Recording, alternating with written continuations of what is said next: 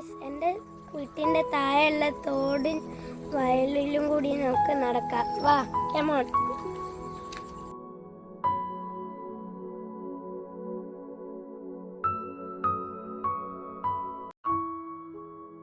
നല്ല മനോഹരമായുള്ള ഒരു കുളവും ഇവിടെ ഉണ്ട്.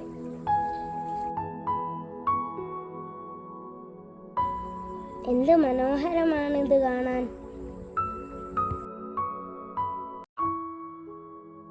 വയൽ മാത്രമല്ല, ഇവിടെ തോട് ഉണ്ട്. ഈ തോട്ടിലാണ് ഞാൻ മീൻ പിടിക്കാൻ പോവാറുള്ളത്.